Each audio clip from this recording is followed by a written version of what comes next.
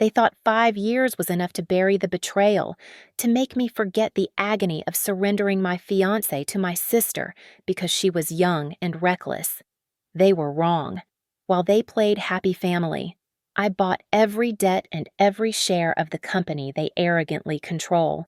Tonight, amidst the glitter of their golden anniversary, I am not returning to offer congratulations. I am returning to take back everything. My name is Scarlett. At 29, I thought I had constructed the perfect life with the same precision I applied to my architectural blueprints. I was a partner at a rising firm, and in 3 weeks, I was scheduled to marry Brad, a man I believed was my foundation. But as I sat at the mahogany dining table in my parents' estate, the air was so thick with tension it felt like the structural integrity of the room was about to fail. The crystal chandelier above us seemed to tremble, not from a draft, but from the weight of the secret suffocating the room. My sister, Bella, sat across from me. She was 22, the golden child who had never been asked to grow up. She was weeping into her napkin, her shoulders shaking with a theatrical fragility that usually signaled she had maxed out a credit card. "Just say it," I commanded, my voice steady despite the dread pooling in my stomach. Bella looked up, her mascara running down her cheeks. I'm pregnant," I exhaled, ready to offer the obligatory support of an older sister, even though the timing was terrible. "Okay, we can figure this out. Who is the father?" Bella looked at our mother, then back at me, her voice dropping to a whisper. It's Brad." The silence that followed was absolute. I looked at the empty chair where my fiancé was supposed to be sitting. He was late. Now I knew why. I waited for the outrage from my parents. I waited for my father to slam his fist on the table or for my mother to scream at Bella for sleeping with her sister's future husband. Instead, my mother reached out and stroked Bella's hair. "Scarlett." "Darling," Mother said, her tone terrifyingly calm. "We need to be practical about this. You have to understand the situation." "Understand?" I asked, my voice rising. "She slept with my fiancé." "Bella is young," my father interjected, cutting his steak as if we were discussing a minor business merger. "She is only 22. She cannot be a single mother. It would destroy her future. And think of the family reputation. We cannot have a scandal." I stared at them, the horror shifting from the betrayal to the people sitting before me. "What are you suggesting?" "We aren't suggesting," Mother said firmly. "We are telling you, you will call off the engagement. You will step aside. Brad will marry Bella. You want me to give her my wedding?" I laughed, a harsh, brittle sound, because she couldn't keep her legs closed. "She made a mistake," Mother snapped. "But you are strong." "Scarlett. You always have been. You can find someone else. You don't need Brad the way she does." The library door opened, and Brad walked in. He did not look like a man consumed by guilt. He looked relieved. He walked past me and stood behind Bella, placing a protective hand on her shoulder. "Tell her," I challenged him. "Tell me how this happened." Brad sighed, looking at me with a pity that made my skin crawl. "It's not just about the baby. Scarlett, with you. I feel like an employee. You're always so busy, so independent. You never need me. But Bella, she makes me feel like a man. She makes me feel important. So because I am competent, I deserve to be betrayed," I asked. "Stop being so dramatic," Father warned. "We have made a decision. You will release a statement saying you two grew apart. Brad and Bella will marry next month quietly, and we will say the baby was premature." "No," I said, standing up. "I won't do it. I won't cover up their filth."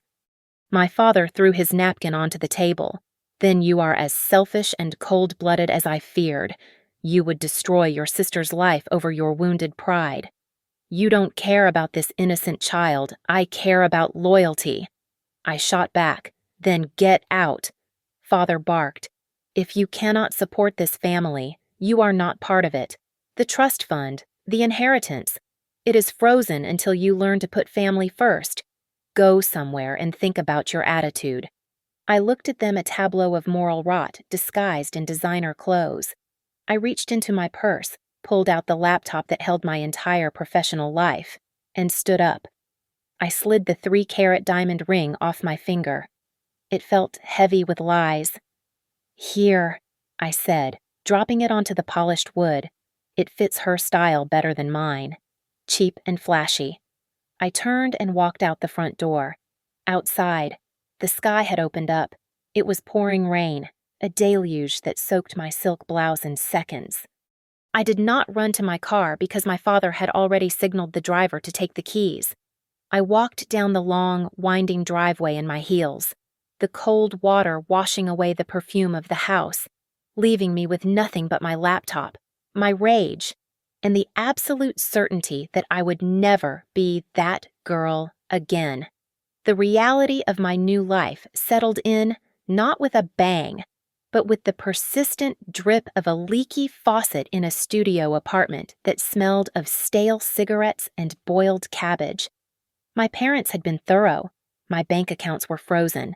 My credit cards declined at the grocery store, and my name was blacklisted from the firms where my father held influence. I was living on the few $100s of cash I had in my wallet when I left, eating instant noodles and sleeping on a mattress on the floor. One evening, while stealing Wi-Fi from the coffee shop downstairs, I saw it. The algorithm, cruel and efficient, pushed the live stream of the wedding to the top of my feed. It was breathtaking, and it was mine. They were at the vineyard I had scouted 6 months ago. The centerpieces were the exact arrangement of white orchids and driftwood I had sketched in my notebook. Bella was walking down the aisle in a gown that was a terrifyingly close replica of the one I had commissioned in Paris, smiling that innocent, victorious smile. Brad stood at the altar, looking handsome and entirely unbothered, slipping a ring onto her finger, a ring that likely cost more than I would earn in a decade at this rate. I did not cry. Something inside me, the part that used to hold on to sentimentality, finally snapped and calcified into something harder. I closed the laptop. That night, I rebranded. I stopped being Scarlett the daughter, Scarlett the fiancé. I became a machine. I took freelance drafting jobs under a pseudonym, working 18 hours a day until my eyes burned and my fingers cramped. But I knew hard work alone would not be enough. My parents had capital. I had pennies. To topple a fortress, you do not throw stones, you build a bigger siege engine. I needed a titan. My mind went to Thomas. He was my grandfather by affection. Not blood, a ruthless real estate tycoon who had cut ties with my parents 10 years ago, calling them parasites in silk. He was the only man my father feared. I tracked him down to his private club, a place where the air smelled of old money and cigar smoke. I waited outside in the rain for 3 hours until he emerged, leaning on his cane but walking with the aggression of a man who owned the pavement. "Uncle Thomas," I called out, my voice raspy from the cold. He stopped and squinted at me, his eyes sharp behind thick glasses. He looked at my cheap coat, my wet hair, and the fire in my eyes. He didn't offer me a hug. He simply opened the door to his limousine. "Get in," he grunted. "You look like a drowned rat." Inside the warm car, I told him everything. I didn't ask for pity, and I didn't ask for a handout. I told him I wanted to tear their company apart, brick by brick. Thomas listened, tapping his cane rhythmically against the floor. When I finished, he chuckled. A dry, rattling sound. "I always knew you were the only one in that family with a spine. But you are angry. Anger makes you stupid." "I have a right to be angry," I said, my hands clenching into fists. "They took everything." "So take it back," Thomas said, his face hardening. "But not like a scorned woman throwing a tantrum. You want to hurt them? Don't seek revenge with emotions. Seek revenge with assets. Control their debt, control their equity, and you control their breath." I have no money to buy their debt, I admitted. I am not giving you money, Thomas replied, leaning forward. I am giving you a job. You start at the bottom of Ironwood Holdings tomorrow. You learn the mergers and acquisitions game. You learn how to swallow companies whole without chewing. If you are good, you will rise. If you are weak, you will stay poor. Do we have a deal? I won't let you down, I promised. He sat back, closing his eyes. We shall see. Now, dry off. You have work to do. That was the beginning. I entered Ironwood Holdings as a junior analyst, fueled by caffeine and hatred. I absorbed every lesson Thomas threw at me. I learned that contracts were weapons and signatures were ammunition. I watched the seasons change from the window of a high-rise office, trading my youth for power, my softness for strategy. 5 years later, at 34, I had become a creature of sharp angles and even sharper instincts. The girl who fled in the rain was dead, buried under layers of cashmere, silk, and absolute authority.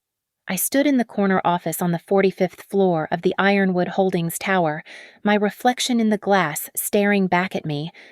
My hair was no longer the long, romantic waves Brad used to say he loved. It was cut into a severe, asymmetrical bob that framed my face like a helmet of obsidian. I wore a tailored black suit that cost more than my parents' car, and my presence in a room was enough to silence a board of directors. I was no longer just Scarlett. I was the CEO of Ironwood, the hand-picked successor of Thomas, and I was untouchable. On my desk sat a thick dossier, the leather cover warm under my fingertips. It was the monthly surveillance report on Sterling Enterprise and the family who ran it. Reading it was my favorite morning ritual, better than any espresso. The report painted a picture of glamorous decay. On the surface, Brad and Bella were the golden couple of the social scene. They threw brunch parties, vacationed in the Maldives, and drove matching luxury SUVs. But the reality was rotting from the inside out. Brad had not aged well. The stress of managing a company he was intellectually unqualified for had driven him to the bottle. According to my private investigator, Brad started his days with scotch and ended them at the high-stakes poker tables underground, bleeding company funds to cover his losses. Bella was no better. She had morphed into a caricature of a trophy wife.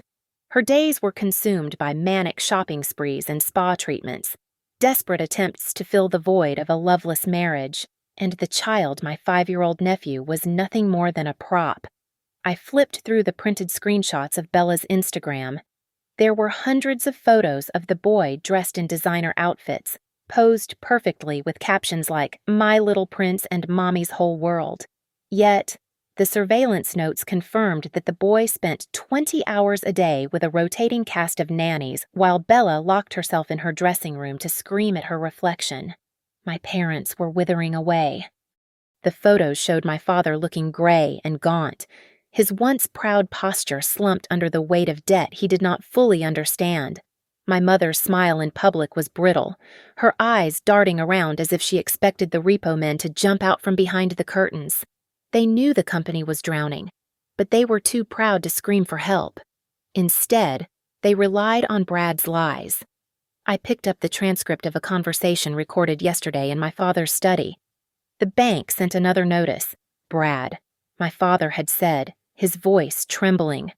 They say we are 3 months behind on the warehouse mortgage. They are threatening foreclosure. It's a mistake. Dad. Brad had lied, his voice thick with false bravado. I told you, the system is just slow. Besides, I have big news. I found a solution. A solution, my mother's hopeful voice chimed in.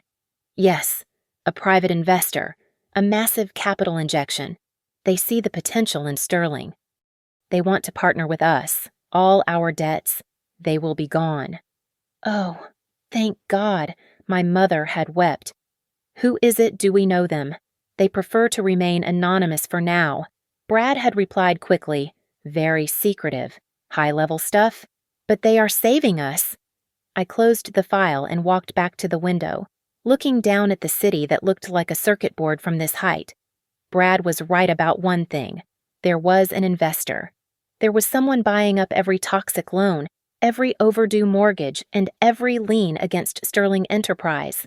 He just didn't know that the angel he was pinning his hopes on was the grim reaper he had created. My assistant, James, buzzed in on the intercom. Ms. Scarlett, the acquisition of the final tranche of Sterling debt is complete. You now own 70% of their liabilities. I pressed the button, a cold smile touching my lips. Excellent. Prepare the jet. James, it is time to introduce ourselves. I looked at the city one last time. They wanted a savior. I would give them an executioner. James, initiate the contact, I said, leaning back in my leather chair. James nodded, adjusting his tie. He picked up the phone and dialed the number we had memorized. I watched on the monitor as Brad picked up on the first ring, desperate as a man drowning in the middle of the ocean. Mr. Sterling, James said, his voice smooth and professional. My name is James. I represent Ironwood Holdings. We have been watching your company, and we see potential. I could practically hear Brad's heart rate spike through the speakers. Ironwood, Brad stammered.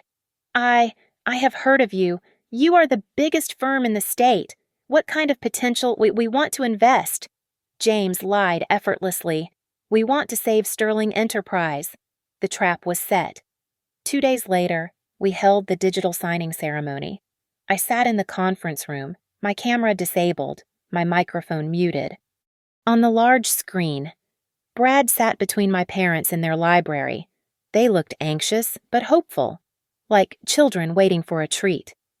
Where is the director? Brad asked, squinting at the black square that represented me. The director values privacy, James answered, glancing at me for a microsecond. She prefers to let her capital speak for itself, but she is listening. Well, my father said, clasping his hands together. Please tell her we are honored. James slid the digital contract across the secure server. The terms are simple. Ironwood will inject $10 million immediately to clear your debts and restructure your supply chain. In exchange, we require controlling interest in the finance department and full collateral. Collateral, Brad asked, his finger hovering over the mouse. Standard procedure for high-risk assets, James said, his tone bored. We need the deed to the Sterling estate, the deed to your penthouse, and your personal equity in the company. It is just a formality, of course, unless you plan to default. Default? No, never. Brad laughed nervously. We just need a bridge. This is a lifesaver. Brad, maybe we should read the fine print, my mother whispered, clutching her pearls. Mother, please. Brad snapped, his ego swelling under the promise of cash. Do you want the bank to take the house next week, or do you want $10 million today? I know what I am doing. He clicked sign. I exhaled slowly. They had just signed their death warrants. The ink was barely dry when the next demand came. Bella, oblivious to the fact that her husband had just mortgaged the roof over her head, decided that their 5th anniversary required a celebration that rivaled a royal wedding. I won't just have a dinner. Brad. Bella screamed over the phone later that afternoon, unaware that James and I were listening in on the company line. I want the grand ballroom at the Ritz. I want the symphony orchestra. I need to show everyone that we are still on top, that Witch Scarlet is probably working at a diner somewhere, and I want to shine. Bella, honey, the money is for the company. Brad tried to argue, though weakly. We can't spend $200,000 on a party. I typed a message to James. Approve it. Fund the party. Make it the biggest stage possible. James interrupted their call. Mr. Sterling. The director has heard your wife's request. She believes a public display of prosperity is good for investor confidence. Ironwood will sponsor the gala. Spare no expense. Oh my God, Bella squealed. Brad, Did you hear that I love them? I love Ironwood. The stage was set. But before the curtain could rise, the only man I ever respected left the world. Thomas died in his sleep 3 days before the party. There were no tears, only a solemn transition of power. His will was short. He left me everything, every building, every bond, every ounce of influence. I was no longer just a player. I was the house. On the night of the party, I stood in my dressing room. My stylist held up a red dress, the color of passion and vengeance. "No," I said, pushing it away. Too emotional. I walked to the rack and pulled out a gown of deep midnight blue velvet. It was the color of the Ironwood logo. It was dark, cold, and regal. "This one," I said. I slipped into the dress. It fit like armor. I looked at myself in the mirror. The girl who had left her engagement ring on a table 5 years ago was gone. The woman staring back was a titan who owned the debt of the people who betrayed her. "Let's go, James," I said, checking my reflection one last time. "It's time to crash a party." The ballroom of the Ritz-Carlton was a suffocating cage of gold leaf and velvet, filled to the brim with the city's elite. From the vantage point of the security monitors in the hallway, I watched the circus unfold. It was a masquerade in the truest sense. My parents were circulating the room, clutching champagne flutes a little too tightly, their smiles fixed and brittle as they tried to assure their creditors that the family legacy was secure. Brad and Bella were playing the role of the century. Just 10 minutes prior, my driver had reported seeing them screaming at each other in the back of their limousine, with Brad smelling of gin and Bella accusing him of ruining her makeup. But now, under the crystal chandeliers, they were the picture of marital bliss. Brad had his hand possessively on the small of her back, and Bella was leaning into him, giggling at jokes that were not funny. I zoomed in on Bella. She was wearing a necklace that caught the light aggressively, a 10-carat diamond choker. She was telling everyone it was an anniversary gift. I knew for a fact it was a 48-hour rental from a jeweler on Fifth Avenue, and the deposit had barely cleared on their maxed-out credit card. She was holding court with a group of her vapid friends, her voice carrying over the low hum of the jazz band. "Oh, we haven't heard from Scarlett in years," Bella said, waving her hand dismissively. "It's sad, really. She just couldn't handle seeing us happy. Last I heard, she was living in some awful apartment downtown. She is probably, I don't know, working as a cashier at a grocery store or something. We pray for her, of course." Her friends laughed, a cruel, tinkling sound. "Well," one of them said, "some people just aren't cut out for success. Bella, you were always the special one." I signaled to James. It was time. Inside the ballroom, the lights dimmed. The murmuring crowd fell silent as the spotlight hit the center stage. The master of ceremonies, a man whose tuxedo cost less than the bottle of wine I had just finished, stepped up to the microphone. "Ladies and gentlemen," his voice boomed, "tonight we have a very special surprise. As many of you know, Sterling Enterprise has recently secured a historic partnership.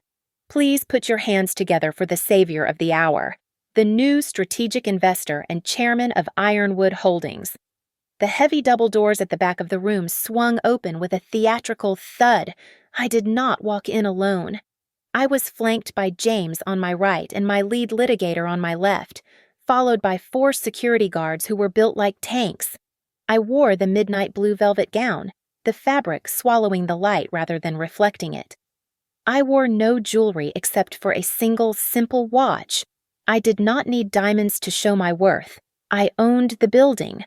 I stepped into the room.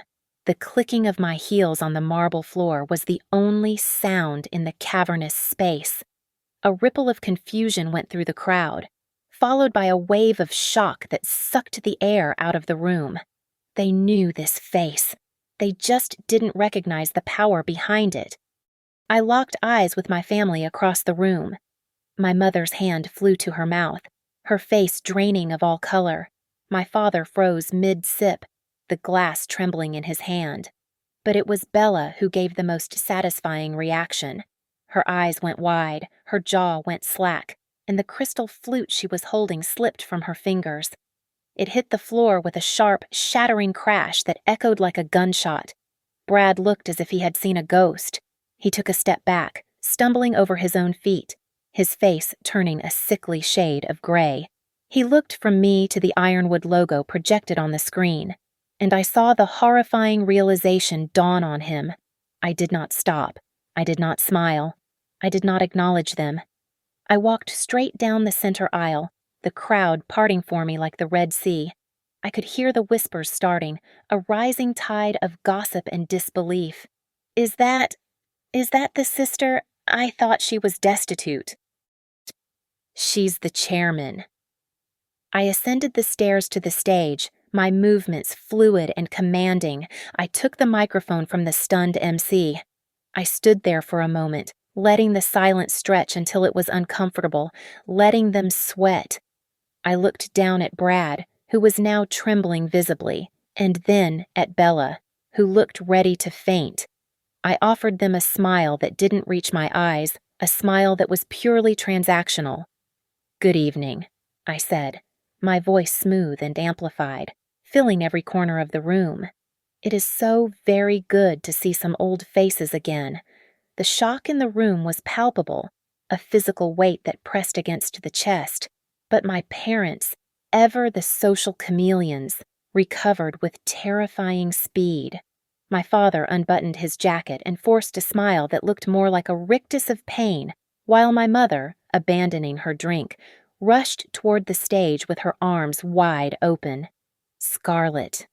Oh, my darling daughter. My mother cried out, her voice pitched high enough to be heard by the press at the back of the room.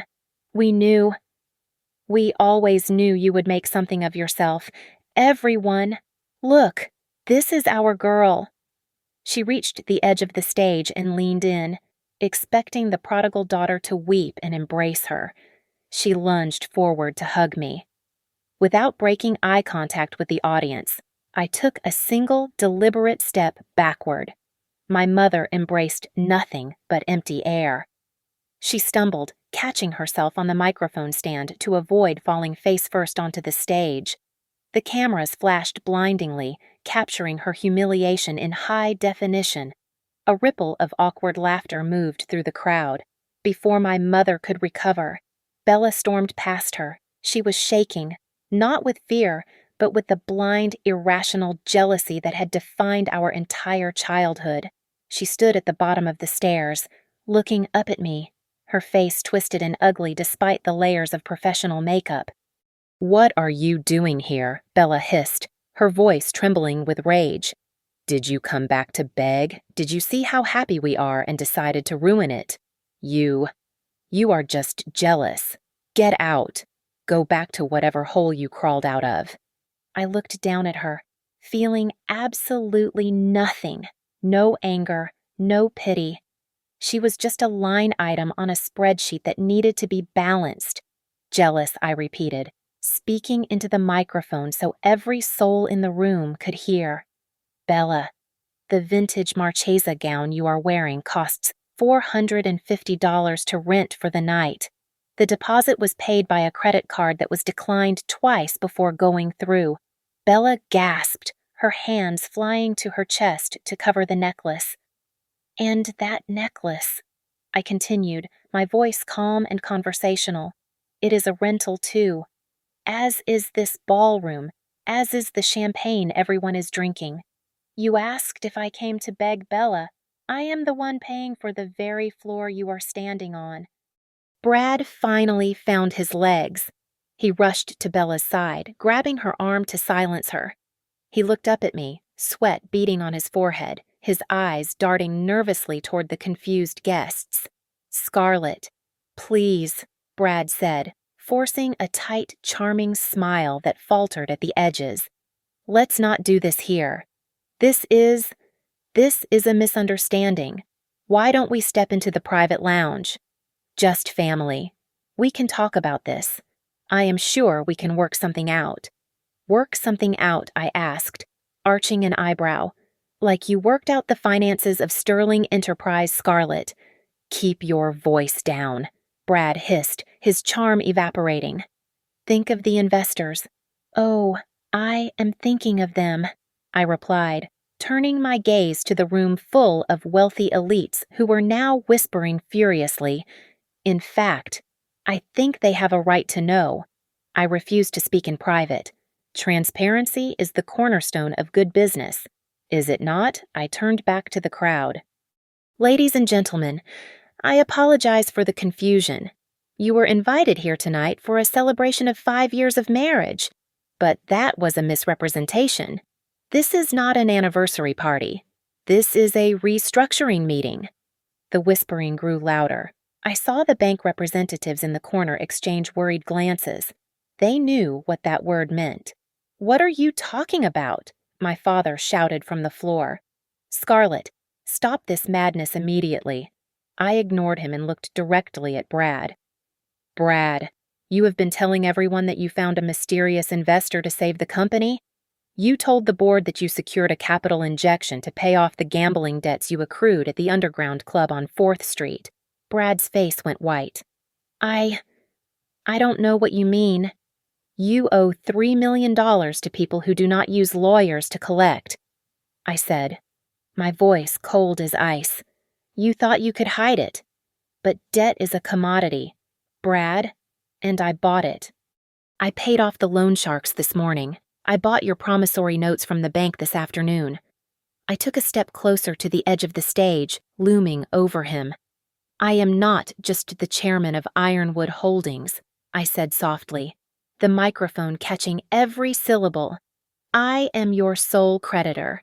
Every cent you own, every asset you hold, and every breath you take in this city belongs to me. James, play the reel, I commanded, my voice cutting through the murmurs of the crowd like a knife. I stepped to the side of the stage as the massive LED screen behind me flickered. It was supposed to display a montage of Brad and Bella's romantic journey vacations in Cabo, candlelit dinners, the staged happiness of a fraudulent life. Instead, the screen turned a stark, clinical white. A collective gasp swept through the ballroom. What is this? Brad shouted, his voice cracking.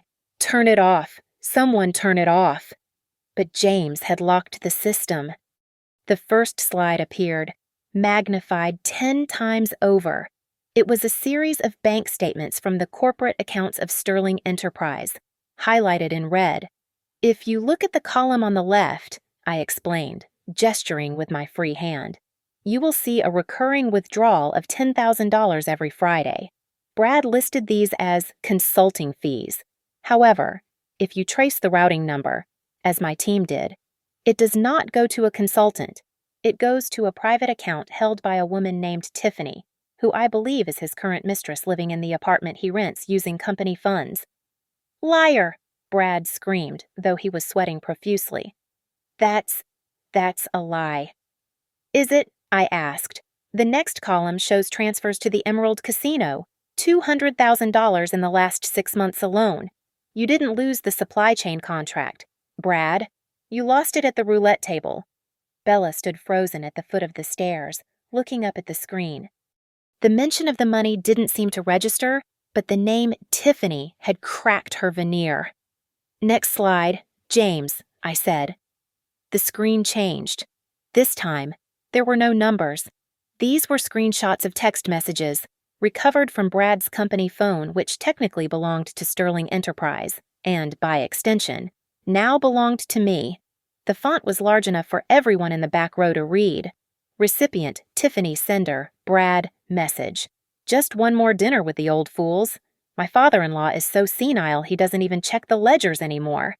I can't wait to get out of here. My father, who had been trying to climb the stairs to stop me, collapsed onto the bottom step.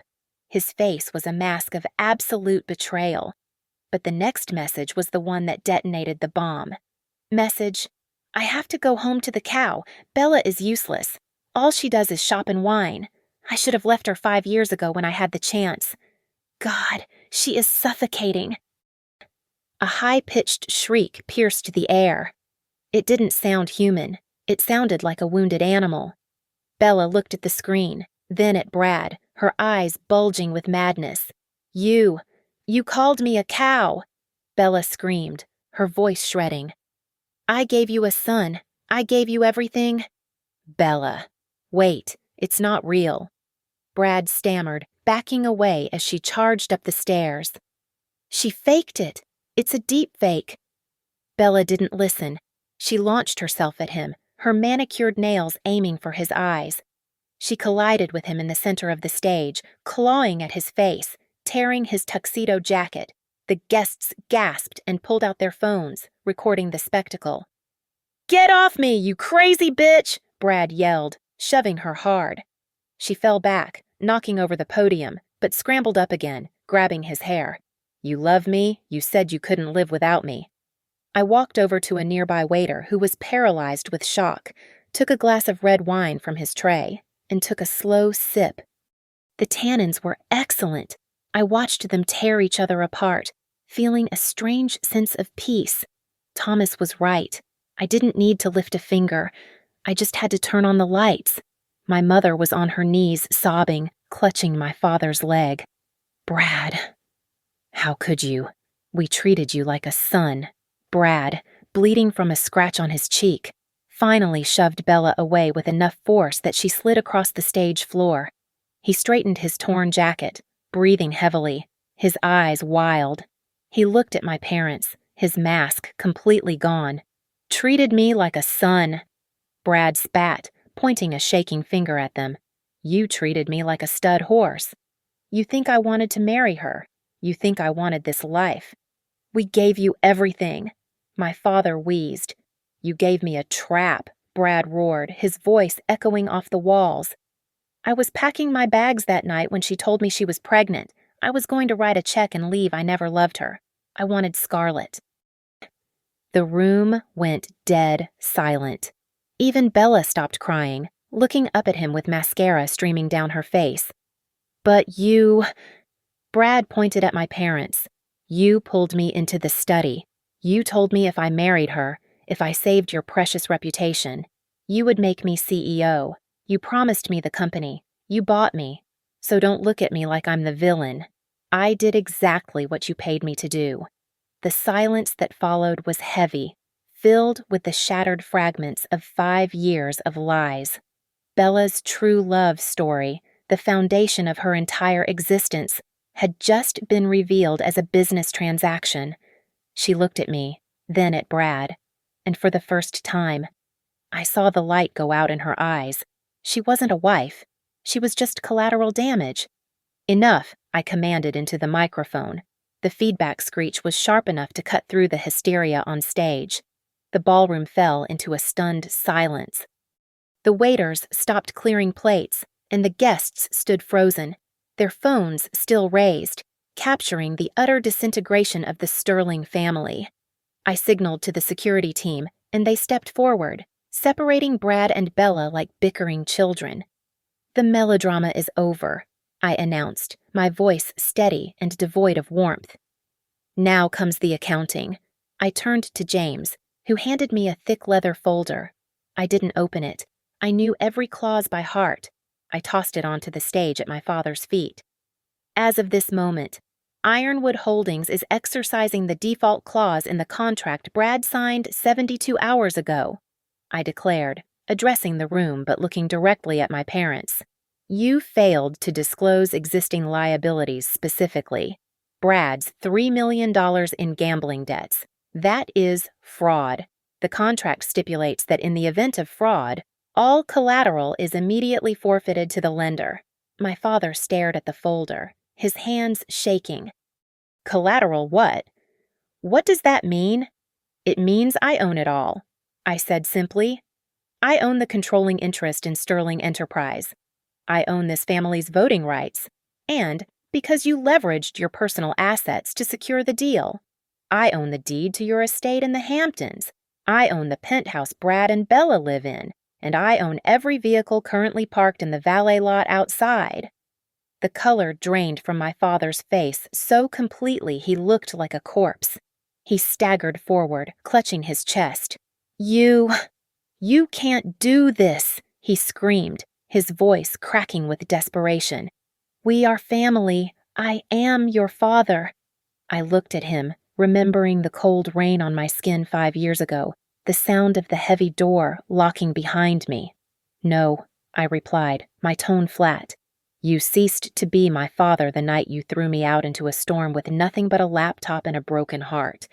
You chose your investment then. You chose Brad. Now, I am the chairman of the board, and you are simply a redundant employee. You are fired, effective immediately." "Scarlett, please," my mother wailed, reaching out. "We will be homeless." "You have your pension," I said. "It is modest, but it is enough to rent a small apartment. It is certainly more than I had when I started." I turned my attention to Brad, who was wiping blood from his cheek. He tried to straighten his tie, attempting to regain some shred of dignity. "You can't fire me," Brad sneered, though his eyes were terrified.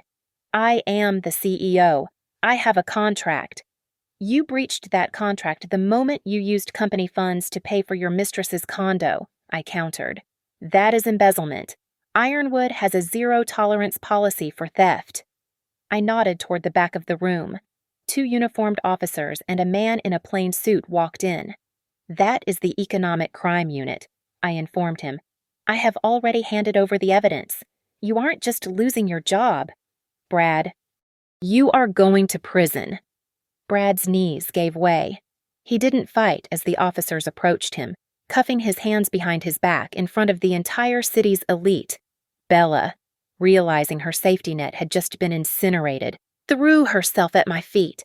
She grabbed the hem of my velvet gown, sobbing hysterically. "Scarlett, stop! Please," she begged, her face a ruin of tears and snot. "You can't do this to us. Think of my son. He is your nephew. He is only 5 years old. You are going to make a child homeless. Are you that cruel?" The crowd murmured. It was her last card, the innocent child. I pulled my dress from her grip and stepped back, looking down at her with a mix of pity and resolve. "I am not cruel, Bella. I am just," I said. "The boy is innocent. That is why I established an irrevocable trust in his name this morning. It covers his tuition, his medical bills, and his living expenses until he is 25.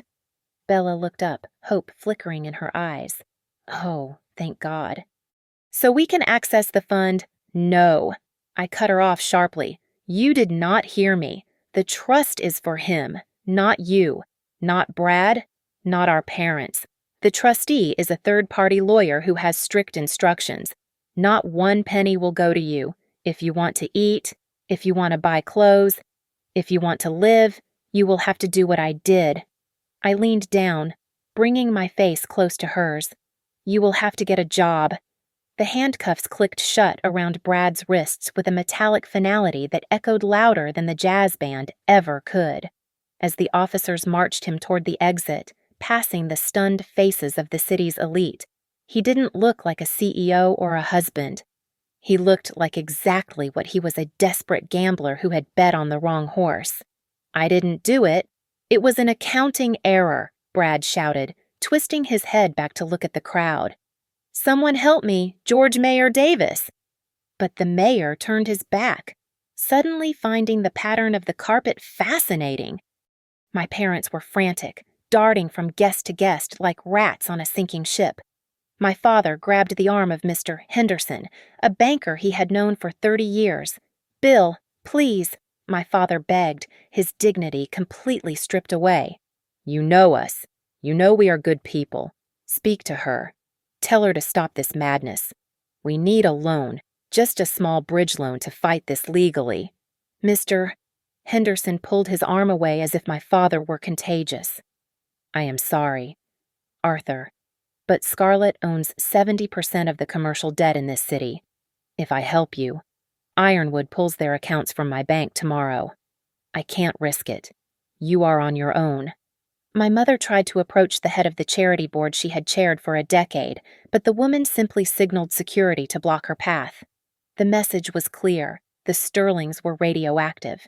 I turned to leave, my heels clicking on the marble floor. James stopped by Bella, who was frantically tapping on her phone, trying to summon a rideshare service. "Why isn't it working?" Bella sobbed, shaking her phone. "It says payment declined. I canceled the corporate cards 3 minutes ago," James informed her calmly. "And since your personal cards were linked to the company account as authorized user extensions, those are dead too." But how do I get home?" Bella stammered, looking around the empty foyer. "I don't have any cash. I can't walk in these heels." "Then I suggest you start getting used to discomfort," I said, not breaking my stride as I walked past her toward the waiting limousine. "It is going to be a very long walk." I left them there, Brad, in a squad car, my parents shunned by their peers, and Bella stranded in a rented dress she couldn't pay to return. The next morning, the real work began. I didn't just take over Sterling Enterprise, I erased it. I ordered the sign explicitly removed from the building's facade and replaced it with a sleek, silver phoenix. The company was renamed Phoenix Designs. I spent the first week swinging the axe. I called a meeting of the entire middle management team, which was populated almost exclusively by Brad's drinking buddies and obscure cousins. If your last name is Sterling, or if you were hired by Brad without a documented interview process, you have 10 minutes to clear your desk, I announced to the silent conference room. You can't do this." One of Brad's cousins stammered from the back. "We have rights. You have severance packages that are contingent on you leaving quietly right now," I replied. "Or you can stay and I will audit your expense reports. I know about the business lunches at the strip club. Dave, do you want the police involved too?" The room cleared in 5 minutes. In their place, I hired hungry, talented graduates and seasoned professionals who had been overlooked by the old regime. The rot was excised, and the company began to breathe again. My parents and Bella were not so lucky, without the mansion, which was seized and sold at auction to recoup a fraction of the debt. My parents were forced into a 2-bedroom apartment in a crumbling complex on the south side of the city. It was the kind of place where the elevator rarely worked, and the walls were thin enough to hear the neighbors argue. They lived on their state pension, which barely covered rent and groceries. Bella, stripped of her allowance and her husband, had to face a reality she had mocked her entire life. With Brad awaiting trial and no skills to speak of, she was forced to take a job at a department store in the mall, not the high-end boutiques she used to frequent, but a mid-tier chain store. I visited the mall once, a month later, just to see. I watched from the upper-level balcony. Bella was down there, wearing a cheap polyester uniform, folding a stack of denim jeans. A customer, a woman who looked vaguely like one of Bella's old friends, dropped a shirt on the floor and walked away. Bella sighed, bent down, and picked it up. She looked tired. She looked older. I walked away before she could see me. Every week, a letter would arrive at my office. The handwriting was my mother's, shaky and desperate. "Dearest Scarlett, we are so sorry. We miss you. Please, your father needs medication. Just a little help." I never opened them. I had James scan them and file them away in a secure server, labeled harassment evidence, just in case they ever tried to sue. I didn't hate them anymore. I just didn't care. They were strangers who shared my DNA, ghosts of a past I had burned to the ground. I had a company to run. The massive oak desk in the corner office, the one that had belonged to my father for 30 years, finally felt like mine. I had stripped away the heavy, dark drapes and replaced them with floor-to-ceiling glass, letting the city lights flood in. It was quiet, the kind of expensive silence that only power can buy. But that silence was shattered by a commotion outside my door. "You cannot go in there, ma'am," my secretary shouted. The heavy doors burst open. Bella stumbled into the room, shoving past the security guard who had been trying to restrain her. I held up a hand to signal the guard to wait. My sister looked like a ghost of the girl who had sneered at me on the stage weeks ago. Her hair was unwashed and pulled back in a messy knot. Her face was gaunt, and she was wearing a coat that looked 2 sizes too big. She didn't storm in with arrogance this time. She collapsed. Bella fell to her knees in the middle of the plush carpet, burying her face in her hands. Scarlet. "Please!" she sobbed, her voice cracking. "I have nowhere else to go. They fired me from the store because I was late. The landlord is kicking me out tomorrow. I am starving." I stood up slowly and walked around the desk, leaning against the edge of it. I looked down at her, expecting to feel that familiar burn of resentment, but there was nothing, no anger, no hate, just a distant, hollow pity. "Get up, Bella," I said quietly. "I can't." She wept. "I am ruined. I know I was awful to you. I know I deserve this. But can you just give me a job even as a cleaner? Anything." She looked up at me, her eyes red and swollen. "I have to tell you the truth, Scarlet. I never loved Brad." I paused. "What? I never loved him?" Bella choked out, wiping her nose with her sleeve. "I was just jealous. You were always the smart one, the successful one. Mom and Dad always bragged about your grades, your designs. I just wanted to win. I wanted to take something that belonged to you just to prove I could. I stole him because I wanted to beat you, not because I wanted him." The confession hung in the air. For 5 years, I had tortured myself wondering why I wasn't enough. And here was the answer: I was always enough. I was just the target of a spoiled child's envy. A strange sense of lightness washed over me. The victory didn't feel like a triumphant shout. It felt like a long, deep exhale. The ghost of the past finally dissolved. I walked back to my desk and opened the top drawer. I pulled out a plain white envelope and a business card. I walked back to Bella and held them out. "This is $2,000, I said. "It is enough for a deposit on a studio apartment and food for 1 month. Bella reached for it with trembling hands, clutching it like a lifeline. "Oh, thank you, Scarlet." "And this," I said, handing her the card, "is the number for a vocational training center. They help people with no skills find work in administration or hospitality.